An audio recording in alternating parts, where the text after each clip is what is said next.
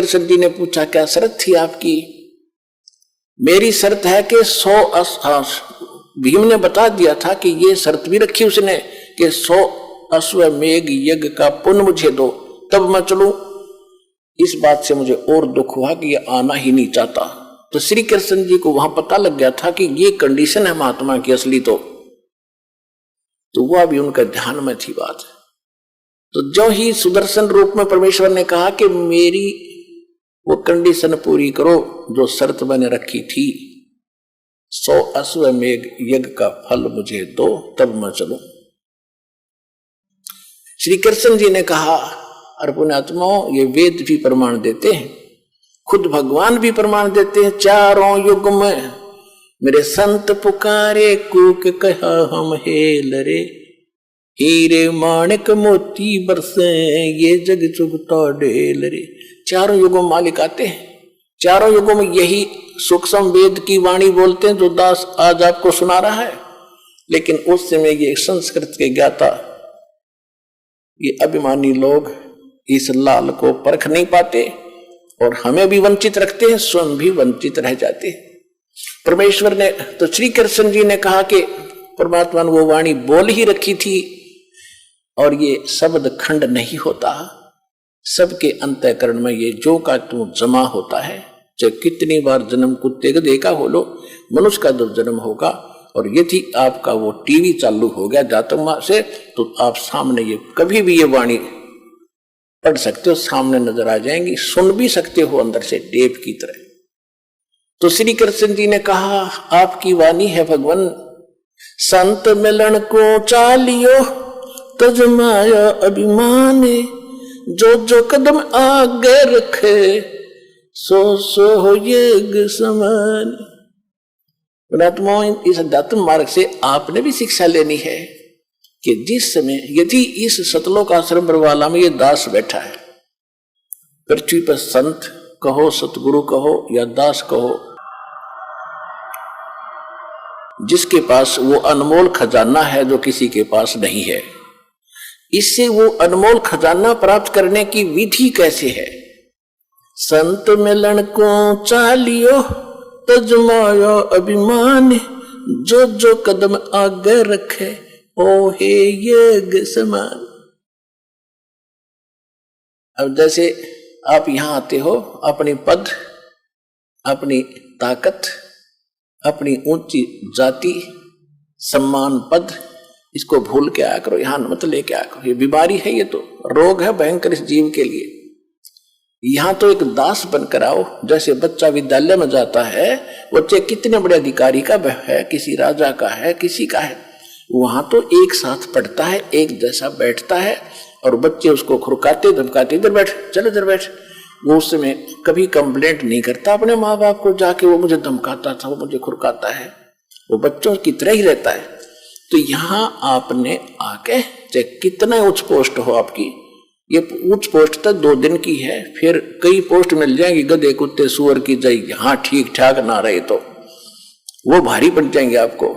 इसलिए यहाँ आकर विनम्र रहे, अधीन रहे, इस मन को सेट करना है। जब तक हम अधीन नहीं होंगे भगवान राहत नहीं देगा। इसलिए श्री कृष्ण, उनको परमात्मा ने लीला करनी थी कि श्री कृष्ण में ऐसी प्रेरणा भरी, उसने जाति दंडोत प्रणाम किया तो 5 पांडवों ने भी किया। अगर वो प्रणाम नहीं करते तो भी राजा नहीं बख्शते दाता। ये नियम है दाता का। सबको पहले किसको भी कहते सोचल छिद्र मैं करूं, अपने जन के काज, अधीन होना पड़ेगा भगवान के निकट आने के लिए। अहंकार से भगवान 100 कोस दूर है।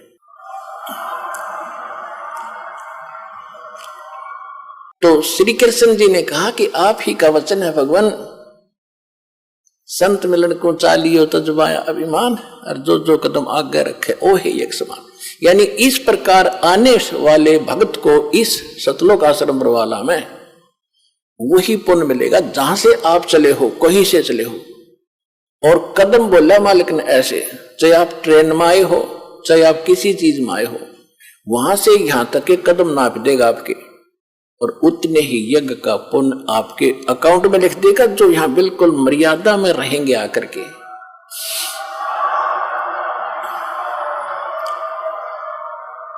और उस एक यज्ञ को करने के लिए उन पांडवों ने शास्त्र विदिता का मनमाने ढंग से अरबों रुपये खर्च किए तो भी सफल नहीं हुई वो यज्ञ। और वो पुण्य आपको यहाँ आने वाले को मर्यादा में विनम्र भाव से, निष्कपट भाव से और सीधा साधु भगत से यहाँ भाव से रहकर दर्शन करने से, सत्संग सुनकर जाने से लाभ हो जाता है। तो श्री कृष्ण जी ने कहा कि हे दाता, हम इंद्रप्रस्थ से चले हैं दिल्ली से, और यहां तक आने में हमारे जितने भी, आज आप देख सकते हो, आप तो अंतर्यामी हैं। कृष्ण जी तो उनको सही संबोधन कर रहा था, लेकिन उनका ना जच्चे थी यो सुदर्शन को ऐसा क्यों बोल रहा है, किसको? वो पांडव खड़े थे। आप तो अंतर्यामी हैं, आज आप खूब देख सकते हो आज इनकी क्या हालत है। ये मेंटल होया खड़ा है धर्म युधिष्ठिर तो, और इनका इतना पैसा खर्च हो चुका है। ये आपके सामने भीम, अर्जुन, नकुल, सहदेव सारे खड़े हैं, आप देख सकते हो आज इनकी क्या हालत है। भीम बड़ा पश्चाताप कर रहा था, ऐसे ऐसे कर रहा था, ऐसे ऐसे कर रहा था, और इतने अधीन होकर आपसे आज आपके द्वार आए हैं। और आप ही की वाणी है कि जो ऐसे आता है उसको एक कदम का भी एक यज्ञ का फल मिलता है। इसको उनको यहां से यहां तक जितना भी हमारे पुण्य हुए हैं आपके वचनानुसार, ये मालिक 100 रख लो, बाकी हम दासों की झोली में डाल दो, हमारा भी कल्याण हो जाए। साधु भूखा भाव का, धन का भूखा ना, अर्जय को धन का भूखा, प्रभु साधु भी को ना। वो तो यही देखना, यही बनाना चाहते थे कि मैं अपनी रजा बकस सकूं, इस योग्य हो जाएंगे। और किसके उनके यज्ञों के भूखे थे? वो तो परिपूर्ण परमात्मा समर्थ कबीर भगवान। सब पदवी के मूल हैं और सकल सिद्धि है तीर, दास गरीब सतपुरुष बजो वो अवगत पुरुष कबीर। के सब पदवी के मूल हैं, सब पदवी यानी जैसे प्रधानमंत्री, राष्ट्रपति अपने देश के, उसके पास सभी पावर हैं, सब पद जितने हैं, कोई मंत्री का है, मुख्यमंत्री का है, कोई आईएएस, आईपीएस, डॉक्टर, जो भी तहसीलदार है, वो सब पदवी के मूल हैं, उसके नौकर हैं सभी। वो किसी भी पावर अपनी पद का, सब पद उसके पास हैं, उसने आगे बांट रखे हैं। तो वो फिर तहसीलदार बनना चाहोगे क्या, पर राष्ट्रपति नहीं। इसी प्रकार कहते परमात्मा तो कबीर जी तो सब पदवी के मूल हैं और सकल सिद्धि है तीर, उसके पास सब सिद्धियां हैं, असंख्य सिद्धि। यहाँ तो अष्ट सिद्धि में से कोई एक आधी सिद्धि प्राप्त करके ये चौधरी पाके फिरे थे, महापुरुष पाक गए थे, विद्वान और भगवान की दर्जा ले गए थे। अगस्त ऋषि जैसे ने 7 समुद्र पी लिए एक घूंट में, इसी से सबके यहाँ बोल बाला हो गया। कहते उसके पास सकल सिद्धि है तीर, उसके सब उसके पास वो सिद्धियां हैं जो इनके पास कभी नहीं हो सकती। और दास गरीब सतपुरुष भजो, गरीबदास जी कहते हो सतपुरुष की भक्ति करो, अविगत सत्य कबीर। अब इस बात से प्रसन्न होकर परमेश्वर ने कहा ठीक है मैं चलता हूं। खूब अधीन देख लिए। जब भीम गया था ना पहली बार, उसने बकवास करी थी, उससे पहले वो स्नान करके आया था एक तालाब में, बहुत बड़ा तालाब था, और उस समय भीम की भी हाइट लगभग 30-40 फुट की थी द्वापर युग में। और जब उसने उस तालाब में स्नान करने के लिए सुबह सुबह गया तो उसके पैर नहीं टके थे, गोते मार नाव था। तो तब परमात्मा ने उस भीम से कहा कि पहलवान इधर आए एक बार। कहा जी, जो तन्यों खड़ा था पहलवान भीमसेन, कि तू के डींग मार। उस दिन क्या कहा था भीम ने, क्योंकि सारी बातें बताएंगे। जब उन्होंने ये कहा ना सुदर्शन जी ने कि भीम तुमने नाश कर रखा, 18 करोड़ आदमी मार दिए, और आज तुम राज प्राप्त करके उन बहन बेटी विधवा होगी, अनाथ बच्चे होंगे, उसको नरक को खा रहे हो। तो भीम ने कहा था कि ज्यादा मत बोला बाबा जी, अपने दम से युद्ध जीता है, एक का मारूं था 20 मरे थे, इतनी ताकत है मेरे में। तो उस समय परमात्मा तो अंतर्यामी, उन्होंने तो सबकी वार्ता का पता ही होता है, क्या क्या बात हुई थी।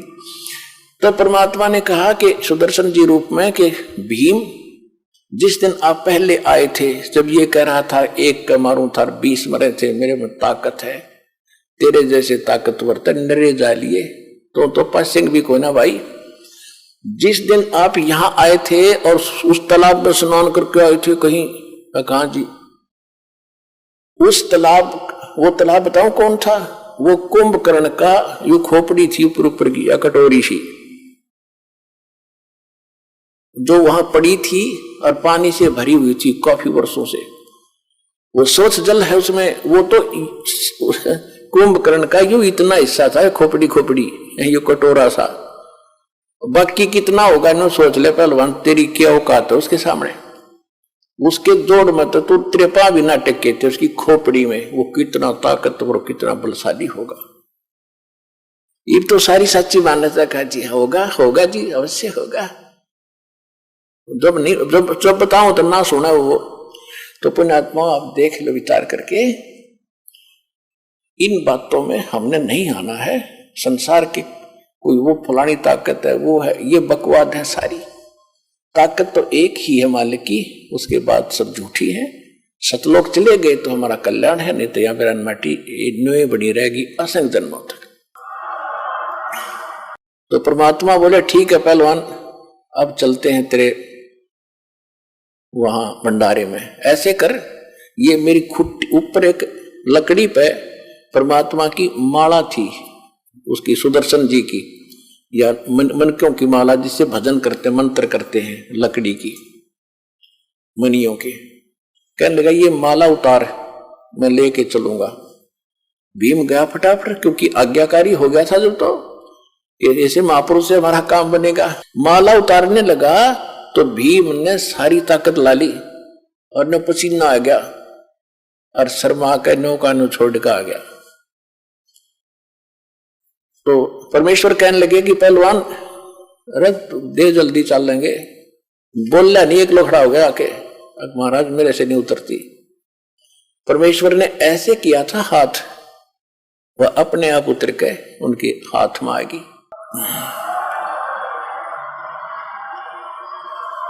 अपने आत्माओं संत चमत्कार नहीं करते, उनसे आपा हो जाते हैं।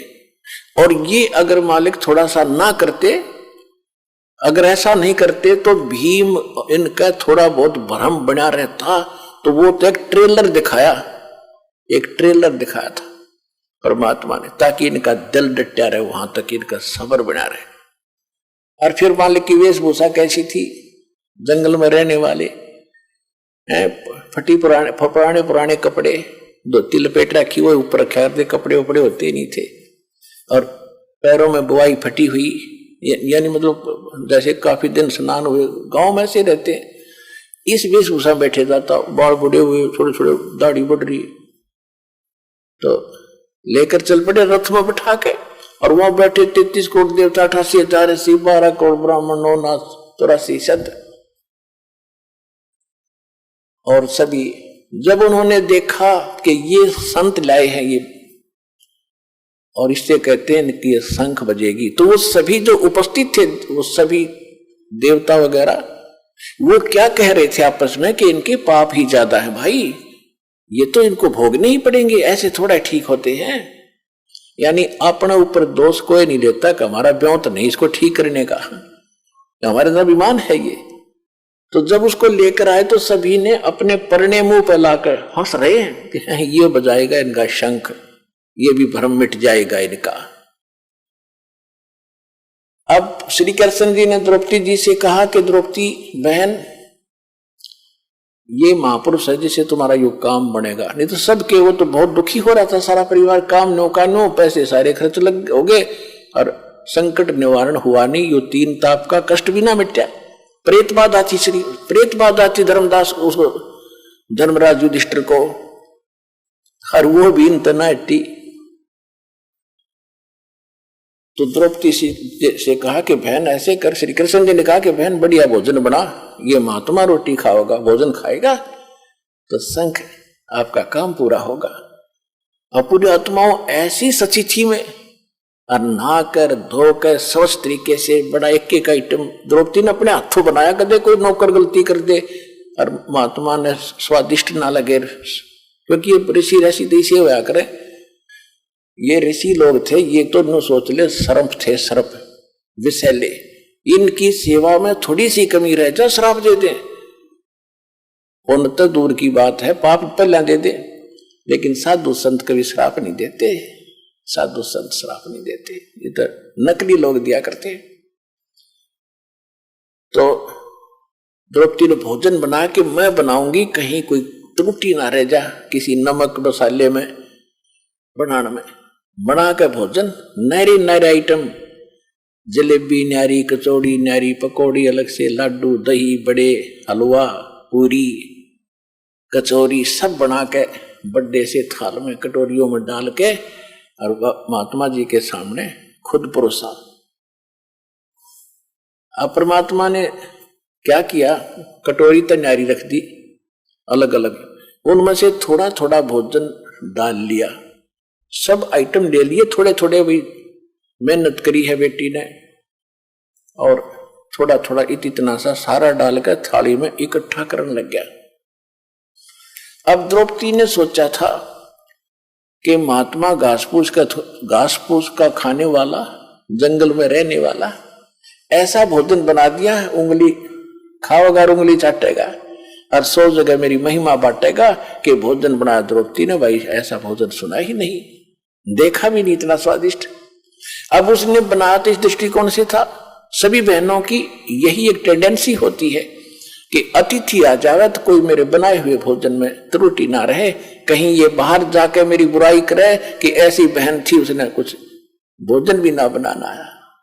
तो अपने सामर्थ्य से अच्छा भोजन बनाती है, यही द्रौपदी ने किया। जब उसने देखा द्रौपदी ने कि इसने तो सारा काम बिगाड़ दिया, सारा गुड़ गोबर कर दिया, सारी इकट्ठी कर दी, टेस्ट नहीं लिया किसी वस्तु का, और मैंने 2 घंटे तक दो में आंख फुड़वाई, लकड़ी से चूल्हे पर बनते थे आइटम, तो मन मन में बहुत बुरा भला कह दिया महापुरुष के प्रति कि जिसी सकल इसी अकल, शूद्र का शूद्र ही रहा, इसने खाने का भी नहीं पता, ये काहे का शंख बजाएगा, काहे का ये काम पूर्ण करेगा, ये मन बड़ा दुष्ट है, 1 मिनट में काम बिगाड़ देता है। अब वो तो अंतर्यामी थे, द्रौपदी में के बकवाद भारी है, अहंकार था उसके अंदर के महाराजा की रानी मैंने खुद भोजन बनाया, राजेश ने ये क्या कर दिया, कोई खाने का भी नहीं पता इसको, मेरे को एक बार भी ना सराया। परमात्मा अंतर्यामी थे, अब उसमें वह मरोड़ रही थी, अहंकार था, जब तक अहंकार है भगवान मदद करेगा नहीं, उसका वो अहंकार तोड़ना था, उसका बल काटना था, तो उसमें मरोड़ी रह रही थी थोड़ी बहुत, बल टेढ़ा बन रह रहा था, वो टेढ़ापन ठीक करना था द्रौपदी का। परमात्मा ने क्या किया, जितना भी वो सामान थोड़ा थोड़ा इकट्ठा पदार्थ मिलाए थे इकट्ठा करके एक बार खाया, जो शंख रखा था टस से मछली हो रहा था, उसने एक बार आवाज की और बंद हो गया, सबका ध्यान गया, खुशी की लहर दौड़ गई कि हो बढ़ गई बात। दूसरी बार फिर खाया, दूसरी बार फिर शंख ने आवाज की, फिर बंद हो गया।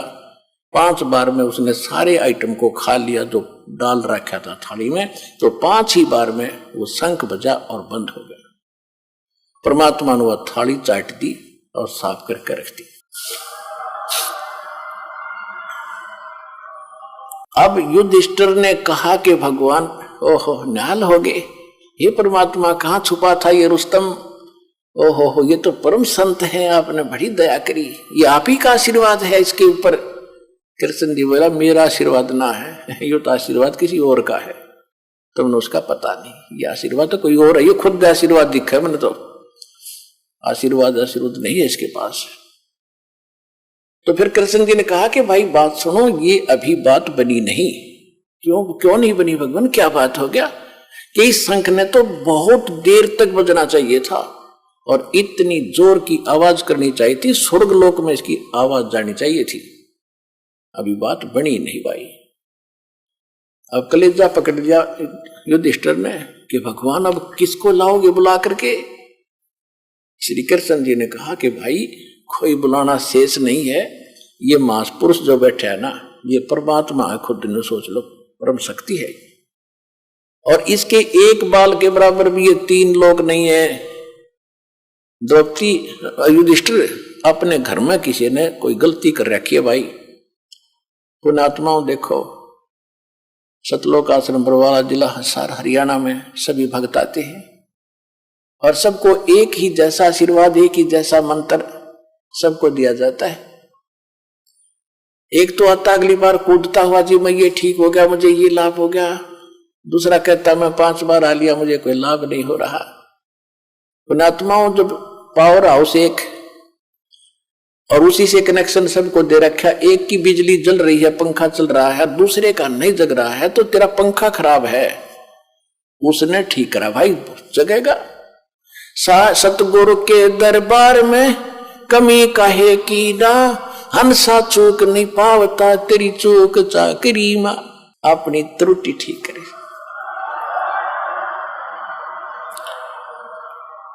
अपनी चूक ठीक करो, पावर तो ज्यों की त्यों है, आपको भी लाभ देगी। आपकी ये अग्रम मगरम खत्म ना होती। ये कैसे हो सकता है, ये कैसे हो सकता है, मतलब काफी दिन में सेट होगी। जब जिस दिन यह सेट हो जाएगी, Kabir is God nothing else, फिर देखना खेल दाता के। यही तो बात बिगड़ी पड़ी है। काल ने सबसे पहले ये नाश किया कि भगवान का नाम और निशान मिटा दूं और किसी को भगवान माने, धक्के खाओ। अरदास के लिए सबसे बड़ी समस्या है कि मैं भगवान को भगवान सिद्ध करूं, हजारों प्रमाण दूं, जब जाके दिमाग में सेट होती है सचमुच कबीर इज गॉड। और जब तक ये विश्वास नहीं होगा, वो लाभ मिले नहीं।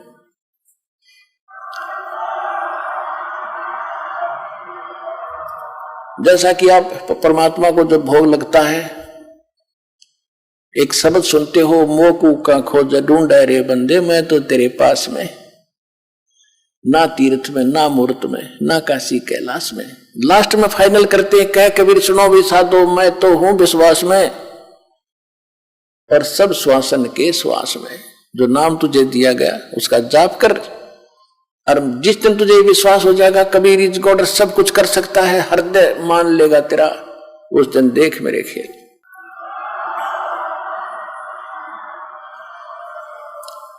तो द्रौपदी के मन का दोष निकालना था।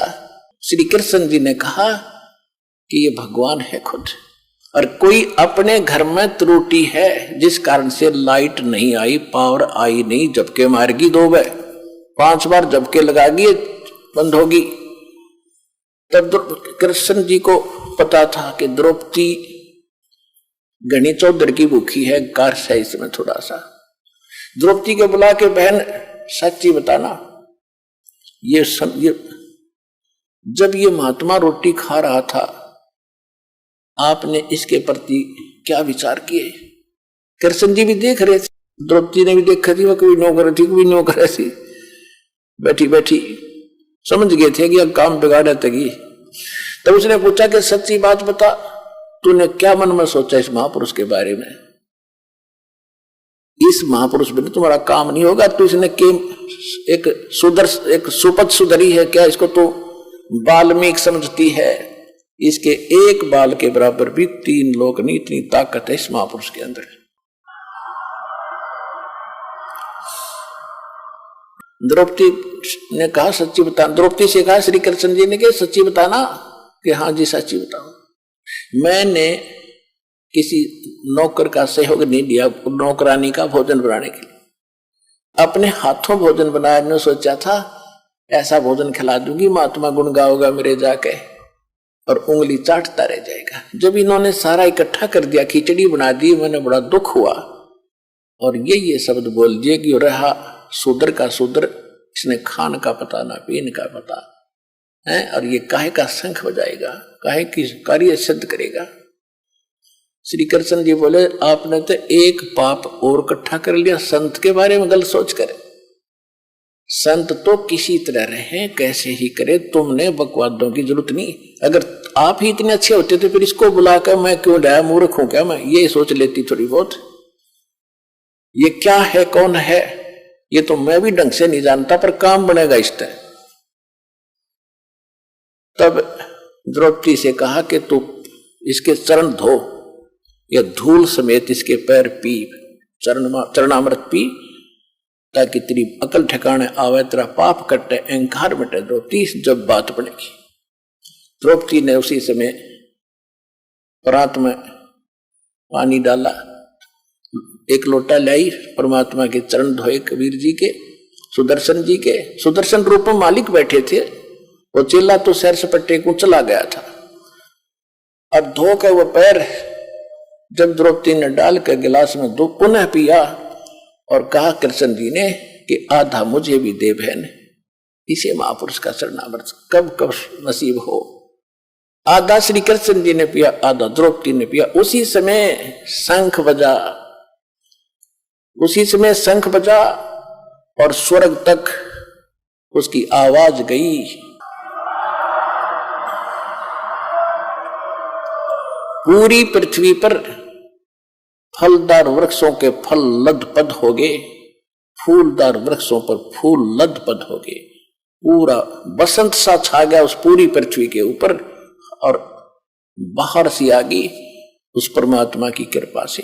तब उनके वो 3 ताप का दुख दूर हुआ। वो 3 ताप भी तब कटे, वो प्रेत बाधा भी ना श्री कृष्ण से कटी, ना और साधना ऋषि मुनियों से कटी, समाप्त हुई। वो संकट भी परमेश्वर कबीर जी के उस शक्ति से, विधि से वो हुआ। तो पुण्यात्मा, यहां जो आते हो आप, यहां वो साधना है जो सुदर्शन जी करते थे और भगवान बताते थे, और उसी साधना से मालिक ने कितनी संकट टाले थे। तो यहां जो आप साधना कर रहे हो, आ रहे हो, आपके ये 3 ताप भी कबीर परमात्मा यहां करेगा, इस विधि से करेगा, सारे ठीक होंगे।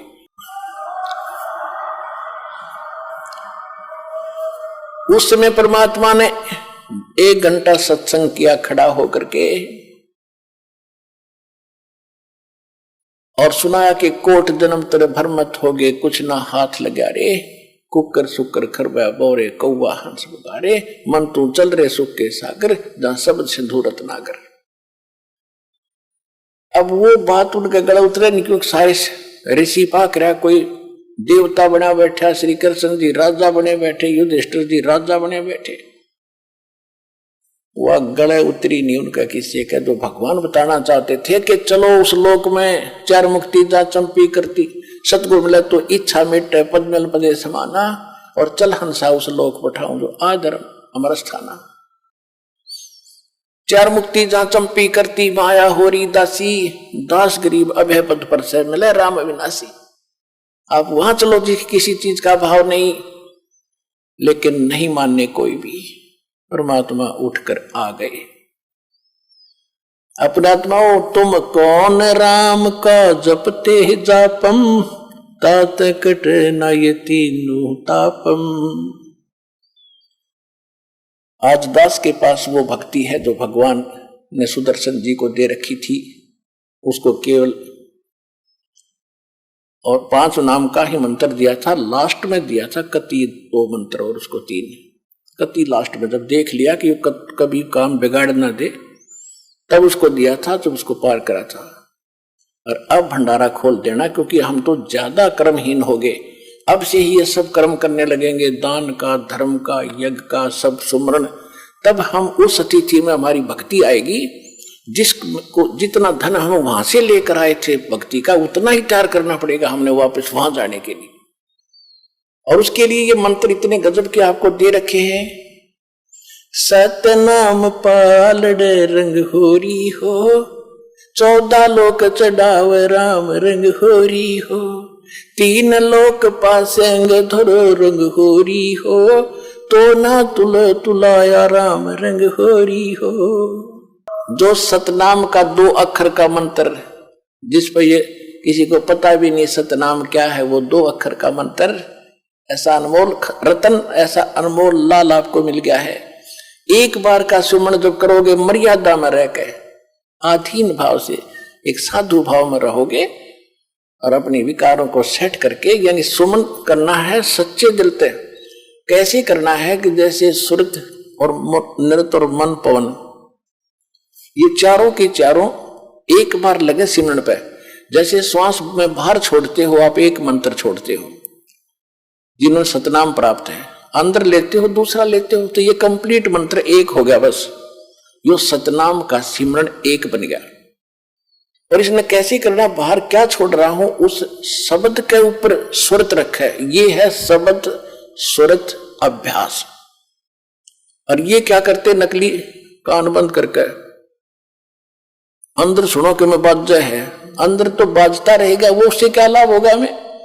जैसे गवर्नर हाउस के अंदर रेजिडेंस पे अपने आप मीठी मीठी ताल पहले बजाया करते थे कुछ समय, और आजकल तो एक ऑटोमेटिक सिस्टम लगा दिया, वो मीठी मीठी धुन अपने आप बजती रहती है। अगर उस धुन ने कोई सुने, बाहर खड़ा होगा गली में, उसको क्या मिल लगा सुनने वाले को?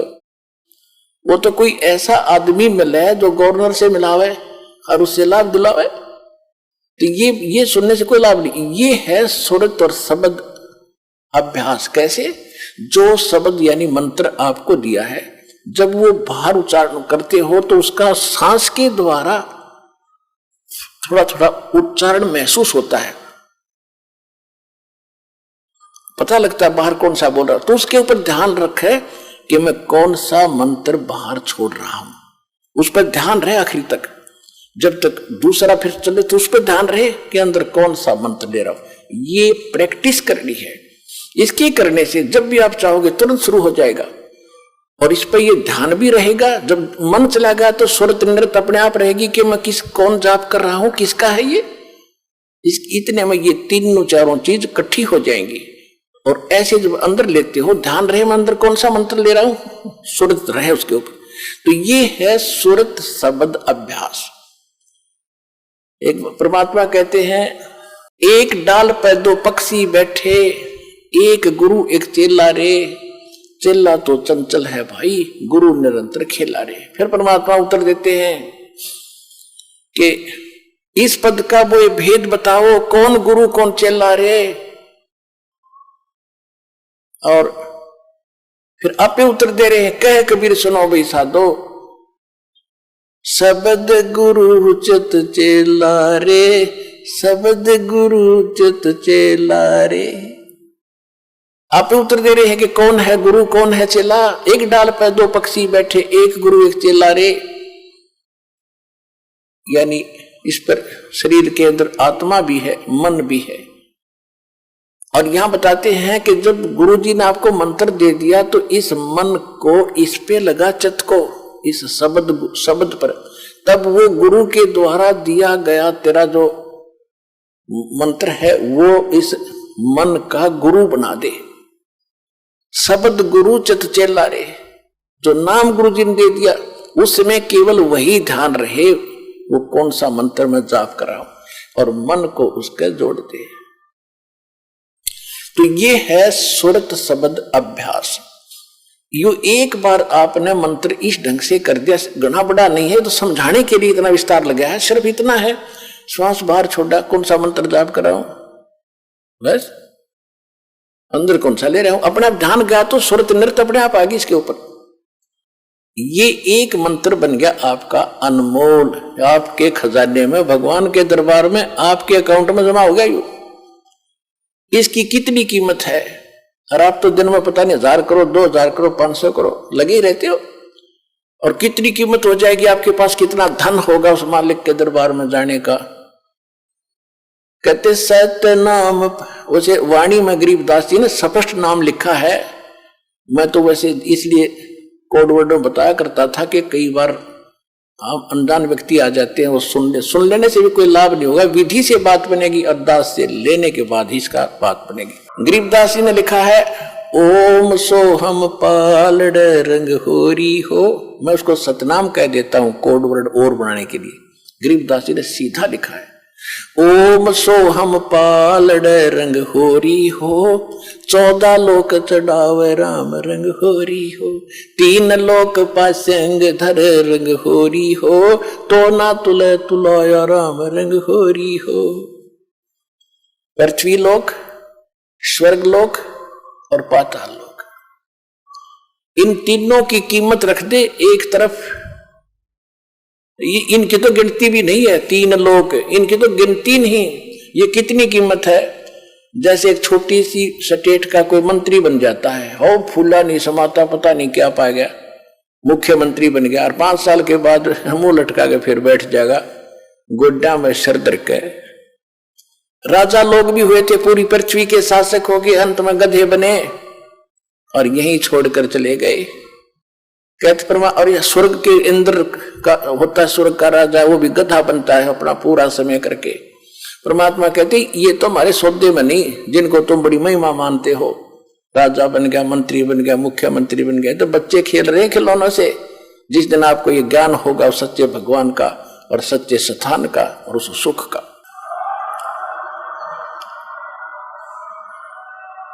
तो क्या बताते हैं परमात्मा के 14 लोक चढ़ावे, विष्णु का लोक, शिव जी का लोक, विष्णु जी का लोक, शंकर जी का लोक, दुर्गा का लोक, धर्मराज का लोक, ब्रह्मलोक के अंदर वहां जो काल का स्थान है, और ये 88,000 खेड़े उसमें, और गोलोक वगैरह, ये 14 लोक बनते हैं। कहते इन 14 लोक की कीमत रख दे, यानी पूरे ब्रह्मांड में रख दे एक तरफ, और ये 3 लोक पृथ्वी स्वर्ग पाताल, ये तो पासंग, इनका ये तो सौदे में नहीं, इतनी कीमत है इसे एक मंत्र की। पासंग किसे कहते थे, क्योंकि आजकल बच्चे उस व्यवहार से निकल चुके हैं। पहले दास का जन्म था किसान परिवार में, जाट परिवार। हमारे पिताजी के पास ये सेठ लोग, बनिए लोग, गेहूं, बाजरा, जवार, गुड़ ये खरीदने आते थे। तो पिताजी कहते थे भाई पहले अपनी तराजू है ना, तेरी तखड़ी तुला, इसको जांच कराओ, इसमें एरर ना हो, पासिंग ना हो। पासिंग माने एरर को ठीक करना। तो उस दिखाता था, उसमें कोई त्रुटि होती थी, जैसे गेहूं तोलना है तो गेहूं से 10-20 दाने लेकर दूसरी साइड में डाल देते थे, वो एरर खत्म हो जाती थी। उसको पासिंग कहते थे कि इतनी पासिंग बन गई इसमें, यानी 2 ग्राम, 4 ग्राम, 5 ग्राम जो गेहूं रखे थे वो पासिंग थे। पासिंग वो सौदे में नहीं थे, सौदा तो और रखा है सैकड़ों मन, सौदा तो उससे करना है, तोल गए, वो तो पासिंग दरी है उसका, वो सौदे में नहीं। तो यहां बताना चाहते हैं कि सतनाम पालड़ रंग हो रही हो, एक तरफ सतनाम की कीमत तराजू में रखती और 14 लोग चढ़ावे, दूसरी साइड में 14 लोग की कीमत धर दे, और 3 लोग तक पासिंग गिर दे एक साइड में, उस तराजू में पड़ी रहा, उसकी यूज ही नहीं। और तो ना तुलह तुलाया राम रंग हो रही हो।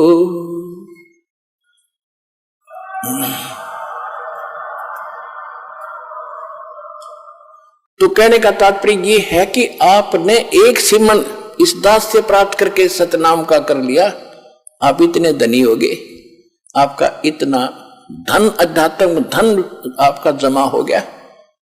कबीरा सब जग निर्धना, धनवंता ना कोई, धनवंता सो जानियो, जिस पर राम नाम धन हो। ये है राम नाम। राम नाम जप कर थर होई, ओ हम सो हम मंत्र दोई। ये है राम का नाम। राम नाम यानी भगवान का सच्चा मंत्र, उसको राम नाम कहते हैं। राम राम राम राम ये मंत्र नहीं है। हम सतनाम सतसाहिब सतसाहिब कहते हैं, सतसाहिब मंत्र नहीं है, ये तो याद दिलाता है सच्चे साहिब की, और ये है वो मंत्र। गीसा साहब भी कहते हैं, ओ हम सो हम जप ले भाई, राम नाम की यही कमाई। तो गरीबदास जी कहते हैं, ओम सो हम जप कर ठर होई, ठर बाने उस स्थान पर चले जाओगे, स्थाई हो जाओगे जो कभी लौट कर नहीं आते। और ओम सोहम मंत्र राम ना, ओम सोहम मंत्र दोई, ओम सोहम मंत्र दोई, यही 2 मंत्र हैं। राम नाम जप कर ठर होई, ये है राम का नाम जो जाप करना है। ये विधि तत्वदर्शी संत के पास, और उसे लेकर ही जाप किया जाएगा उस विधि से, तब इसका पुण्य मिलता है। इतना कीमत तब मिलती है इसकी। तो कहने का भाव आपको ये दास बताना चाहता है कि आप जी को सतलोक जाना है और उसके लिए सच्ची भक्ति, सच्चे मंत्र, सच्चे सतगुरु से लेकर ही आपने भक्ति करनी है, फिर मर्यादा में रहना है। अब कई भक्त ये ना सोच लें कि सार नाम भी मिल गया, सारा कुछ हो गया, हमारी बनगी बात नहीं। कबीर साहब कहते हैं, बाकी खेती देख कर गर भाइयों मत किसाने, अब हूँ झोले बहुत हैं भाई घर आले तब जाने। ये किसान, खेत में पक्की खेती को देखकर फसल को अभिमान मत करना, अभी बात बनी नहीं, ना जाने कब ओले गिर जा, आग लग जा, कोई चुरा ले जा चोर, कहते तेरे घर आले तब संतोष न करना। तो इसी प्रकार नाम भी मिल गया, सतनाम भी मिल गया, सार नाम भी मिल गया, और फिर अभिमान हो गया, चोर लिया आपका, वह बिजली गिर गई, ओले पड़ गया आपका, यानी यहां से हट गया मन, फिर आपके पास कुछ नहीं बचेगा। यानी धन तो आपका रहेगा लेकिन वो काम रह गया, सतलोक नहीं जा सकते, घर नहीं जा सकते। फिर आपके साथ क्या बुरी बनेगी, पूंजी आपकी और मालिक काल होगा। ये पूरे विश्व में यानी चारों युग में ये स्थान है, ये समय है जिस समय आप चार्ज होते हो शास्त्र अनुकूल भक्ति साधना से। चौथे युग का ये प्राइम टाइम है। पिछली पीढ़ी जो 5505 कलयुग बीत जाता तभी स्टार्ट होता है, और ये हजारों वर्षों तक चलेगा। इसमें जो विधिवत भक्ति करके मर्यादा में रहकर इस आखिरी सांस तक और सही भक्ति करके चले गए, वो चले गए, वो निकल गए। फिर जो रह गए बकवाद करके, किसी कारण से अभिमान से छोड़ गए, ना आए सब बकवास कर, तो उनके पास पूंजी तो वह नौकी नो रहेगी पर पार नहीं हुए। फिर आप काल के अधीन हो गए।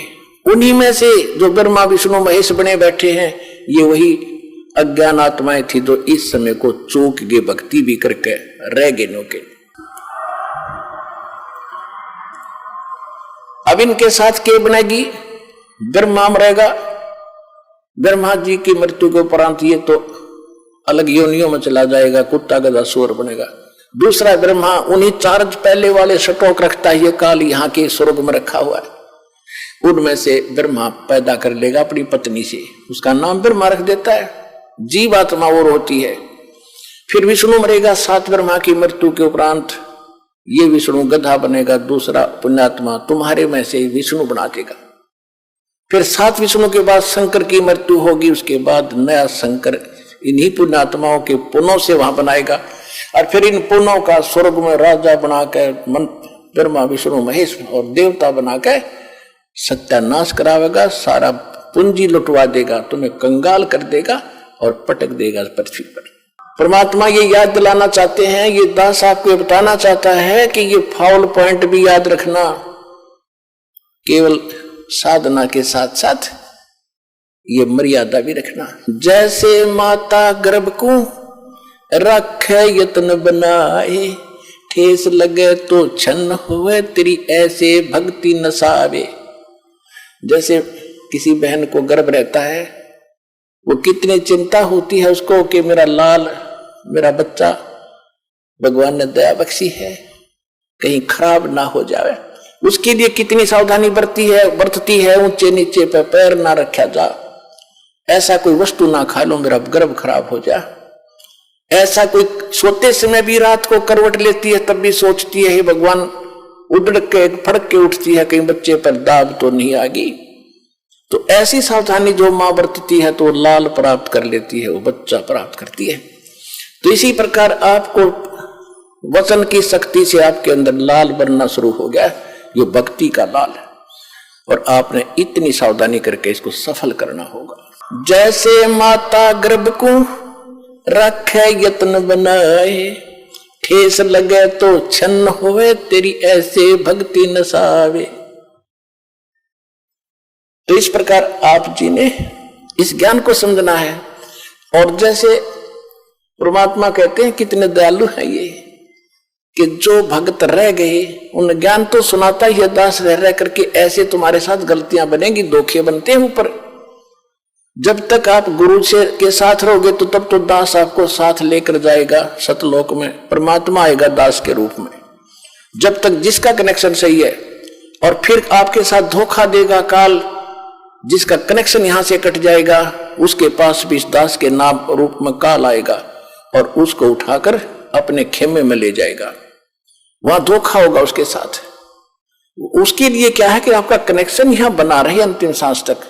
और फिर उसका एक तरीका बता रखा है आपको और याद रखना ऐसे समय में। लेकिन उस समय तो तुम्हारी पार बसाएगी नहीं, क्योंकि आप यहां से कट चुके हो उसके खेमे में। हो ही जो जैसे समुद्री जहाज है, ये दास के शरण में, जो दास से उपदेश लेकर कबीर जी की शरण में आ गए, तो आप समुद्री जहाज में बैठ गए और इस पूरे विश्व में सारा काल भरा है और इसके ऊपर एक है ये जहाज समुद्री। इससे जो नीचे उतर गया उधर डूबेगा। जहाज से नीचे उतरा तो जल है, डुबोने वाला ही है। तो यहां से जो गया वो तो डूब गया, वो नहीं फिर बच सकता। इसलिए आप जी ने ये सावधानी बरतनी है कि यहां से आप बाहर गए तो सारे काम में बिगड़े हैं, तो फिर नहीं बाहर पड़ेगी। जब तक आप इसमें हो फिर वह बात आपका असर होगी नहीं। आप तो पार हो ही रहे हो, जहाज में बैठे हो, निकल जाओगे इससे बाहर भवसागर से। तो जिस समय आप यहां से चलोगे आप तो कनेक्टेड है, तो सही रास्ते से जाके त्रिकुटी पर पहुंचोगे। त्रिकुटी पर जाकर फिर 3 रास्ते बन जाते हैं। उसी त्रिकुटी पर काल का भी पूरा तामझाम है, वो भी धोखा देता है, इसी रूप में खड़ा हो जाता है। एक पॉइंट ध्यान रखना वहां पर, उस समय आप सतनाम का सिमरण शुरू कर देना। सारनाम भी आपके पास होगा, सारनाम वो इकट्ठा हो जाता है, फिर तो तीनों मंत्र इकट्ठे चलते हैं। उस समय सिमरण जरूर करना, गुरु जी के चरणों में दंडवत प्रणाम करते। वहां जाकर आप देखोगे दास के रूप में भगवान मिलेंगे, कबीर जी, परमेश्वर जी। और वहां जाते दंडवत सभी करते ही है, तो दंडवत करते समय एक सिमरण अवश्य करना चाहिए। आप जब भी सिमरण करते हो एक सिमरण अवश्य करो सतनाम का, 10 सेकंड में हो जाता है। और फिर उठे, जब देखोगे एज इट इज है तो गुरु जी हैं, और नहीं तो फिर आपको दिखेगा, अन्य को नहीं दिखेगा जिसने सिमरण किया है। तो उसका फिर तो आप जब देखोगे कि उस काल होगा पर दास के रूप में, तो उसका चेहरा बदला होगा। तो आप अपने आप सावधान हो सकते हो वहां पर भी। लेकिन वहां बनेगी कुछ नहीं, तारीफ बसाओगी कुछ नहीं, वो तो पकड़ कर फिर ले ही जाएगा। क्योंकि यहां से जो कनेक्शन कट गया वो फिर आगे काम नहीं करेगा। तो इसलिए आपसे को सावधान रखने के लिए करें। तो फिर काल क्या करेगा, वो गुरु रूप में, दास के रूप में धर्मराज के पास ले जाएगा। अकाउंट करो जी जैसे ओरिजिनल का होता है, और वहां से उसका करवा कटपट कि जी विष्णु लोक में चल। क्योंकि आप जो पहले मंत्र में जाप करते हो, 7 मंत्र में से 5 नाम इन्हीं देवताओं के हैं। गणेश जी का, ब्रह्मा सावित्री जी का, विष्णु लक्ष्मी जी का, और शिव और पार्वती जी का, दुर्गा जी का। ये 5 नाम आपके पास है। अब जो कमाई आप कर रहे हो तो आपकी डिपॉजिट होगी, आपके बैंक में है, अध्यात्म बैंक हृदय में है, एक कॉपी ऊपर है, वहां चला जाता फैक्स। तो अब यहां से जाओगे तो आपको ब्रह्मा जी के लोक में भेज दिया कि पहले वहां जाओ, वहां पूंजी खत्म करोगे इस मंत्र की, कुछ तो यहां प्रयोग हो जाती है इसमें से, आपके यहां सांसारिक सुख आपको इससे दिए जाते हैं। शेष बचे आप वहां जाओगे, वहां खाओगे। जब वहां खत्म हो जाएगी, ब्रह्मा की पूंजी खत्म हुई, वहां देवता बना रहोगे, उसके बाद आपको विष्णु जी के लोक में भेजा जाएगा। विष्णु जी की जब पूंजी आपके वहां खत्म हो जाएगी इस मंत्र की, उसके बाद आप शिव जी के लोक में जाओगे। शिव जी के मंत्र भी आपको दिया जाता है, वो समाप्त हो गया, फिर आप ब्रह्म लोक में जाओगे। वहां पर जो सतनाम के अंदर हम जाप करते हैं ओम मंत्र का, उसकी पूंजी ब्रह्म लोक में खाओगे। जब वहां समाप्त हो जाएगी, फिर उस काल ने क्या कर रखा है ब्रह्मलोक में, अलखलोक, सतलोक, अलखलोक, अगम और अनामी लोक नकली बनवा रखे। उस दूसरे मंत्र की सतनाम की उन ऊपर के लोकों में आपकी पूंजी नाश कराओगा, और सार नाम की भी वही आपका उसको खराब कराने की चेष्टा करेगा। तो परमात्मा कहते हैं कि यदि अरे भले आदमी तुझे उस समय भी मेरी याद आ जा, ये ज्ञान तो दास आपको दे रहा है। क्या बता रहा हूं कि ऐसा धोखा ना करियो, बहुत बड़ा छलावा होगा तुम्हारे साथ। आप यहां से देवता बन जाओगे, पूंजी तुम्हारी होगी, कमीशन इनका होगा, ब्रह्मा विष्णु महेश का। उनके होटल में रहोगे, सारे ठाठ देंगे, पर पुण्य तुम्हारे होंगे और भक्ति कमाई नष्ट तुम्हारी हो रही होगी। तो परमात्मा कहते हैं तुमने यदि वहां जाकर भी याद आगी मेरी, शिव मंडल ब्रह्मापुरी चाहे विष्णु लोक में हो, हमरे गुण भूल नहीं तो आन छुटाऊं तो।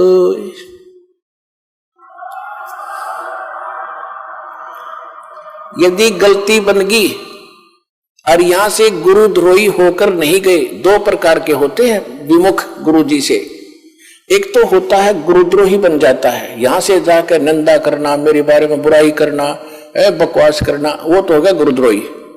एक वैसे ही छोड़ देता है लापरवाही में, किसी की बातों में आकर चल गुटी छुट्टी लाने लग गया, वो गुरुद्रोही नहीं हुआ। उसको संभाला जाएगा, गुरुद्रोही को नहीं संभाला जाएगा। और उसको संभाला भी तभी जाएगा जब वो वहां जाएगा ब्रह्मा विष्णु महेश के लोक में। अब क्या करता है ये काल, जब ये परमात्मा कहते हैं यदि तुम वहां चले गए विष्णु के लोक में, शिव जी के लोक में, तुम्हें वहां बात याद आगी कि गुरु जी तो ये कहा करते हमने तो सतलोक जाना है, यहाँ आए हुए व्यक्ति तो वापस जन्म मरण में होते हैं, हमारी पूंजी नष्ट होती है। कहते वहां भी अगर तू तड़फेगा मुझे याद करेगा, वहां से भी छुटवा लाऊंगा। शिव मंडल ब्रह्मापुरी चाहे विष्णु लोक में हो, हमरे गुण भूले नहीं तो आन छुटाऊं तारी।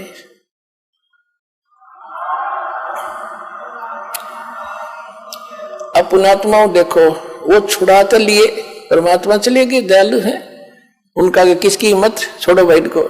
लेकिन अब आपको कहां ले जाएंगे वो? परमात्मा ने एक ब्रह्मांड में एक मिनी सतलोक बना रखा है। जैसे प्रत्येक देश में एक राजभवन, राजदूत भवन होता है, ऐसा मालिक ने एक जगह बना रखी, वहां खुद रहते हैं, वो मिनी सतलोक है। उनको जो ऐसे हैं पुकार कर लिया, हाथ जोड़े रोए, उनको परमात्मा वहां रख लेते हैं।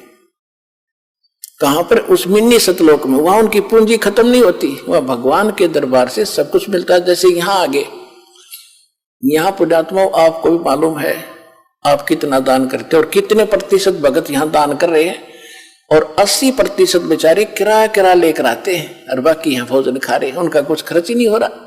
तो इसी प्रकार ये तो एक मिनी सतलोक, ये तो एक वैसे रिहर्सल, वो वास्तव भगवान का स्थान है, लेकिन है वो यानी यहां इस लोक में वो मिनी सतलोक वास्तव वहां है, और वास्तविक सतलोक तो वो अलग है।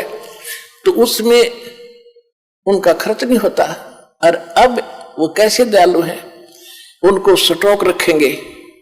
और अब जब दोबारा जैसे सतयुग गया, त्रेता गया, द्वापर गया, इनमें उनको छोड़ना शुरू करेंगे। जैसे 600 वर्ष पहले 64 लाख को छोड़ा था भगवान ने, 64 लाख, और परमात्मा आगे उनको चार्ज करके कि ये उल्टे डालने तो यहीं पड़ोगे पृथ्वी पर, और वो पूंजी आपके साथ है। लेकिन जो पूंजी आपकी थी वो न्यारी रख ली दाता ने, और अपने तरफ से फिर से चार्ज करके तो आपका मनुष्य जीवन होता हुआ आ रहा है। ये सबसे पहले यहां जो आ रहे हैं वो 64 लाख आएंगे फर्स्ट, जो पहले रह गए थे। एक कथा सुनाता हूं कई बार आपको, आज समय नहीं रहा, उसको फिर सुनाएंगे। परमात्मा ने एक परीक्षा की थी। 600 वर्ष पहले मालिक आए थे कबीर जी धानक रूप जोलाहे रूप में, और उस समय ना कोई ज्ञान सुनने वाला था, ना कोई कबीर साहब को भगवान मानता था। आशीर्वाद देते थे, लाखों लोग सुखी हुए थे, और 64 लाख शिष्य बने थे उस धानक जोलाहे के।